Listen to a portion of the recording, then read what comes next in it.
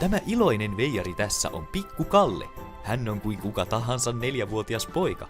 Hän on aina iloinen ja eläinrakas, pitää makeisista, on 178 senttiä pitkä ja hyppelehtii amatöörimäisesti kustun green screen räpellyksen edessä.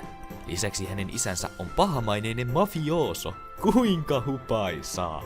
Tänään kerron teille tarinan Pikku Kallesta ja koirasta. Eräänä päivänä Pikku Kallen talossa. Niin poika. Ulkona on markkinat. Saattaa mennä kilpputoripöydästä ostamaan jojua. No mene poikseni mene, mutta lupaat minne et osta koiraa. Et osta koiraa. Lupaisi. Markkinoilla oli melkoinen tungos Pikku Kallen saapuessa paikalle. Terve, Pikku Kalle. Terve Jammu. Mitä haluaisit tänään ostaa? Rullalaudan? Banaanin? Vai koiran? Silloin Pikku Kalle muisti, mitkä ohjeet isä oli hänelle antanut.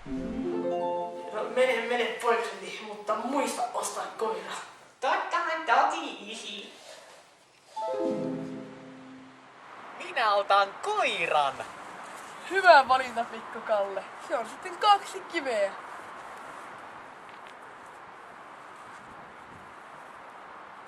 Ole hyvä. Kiitos, Pikku Kalle. Kiitos. Ja niin Pikku Kalle leikki iloisesti koiransa kanssa koko päivän. Sinä tosiaan pidät tuosta piskistä, Pikku Kalle. Katso miten onnellinen se on minun kanssani.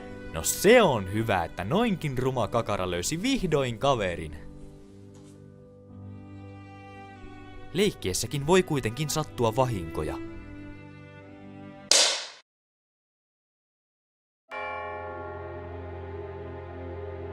Voi ei! Pikku Kalle ryntäsi alakertaan ja yritti elvyttää koiraa. Pulssi ei tunnu. Tehohengitystä. Lääkäri! Silloin Pikku Kalle muisti, miten isä oli häntä neuvonut. Saanko mä mennä ostaa kipputorin pöydästä jojua?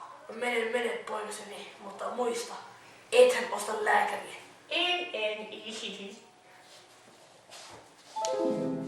Niinpä Pikku Kallelle ei jäänyt vaihtoehtoja. Suomen kesän sysipimeän yön turvin Pikku Kalle teki sen, minkä oli nähnyt isänsä tekevän useita kertoja aiemmin.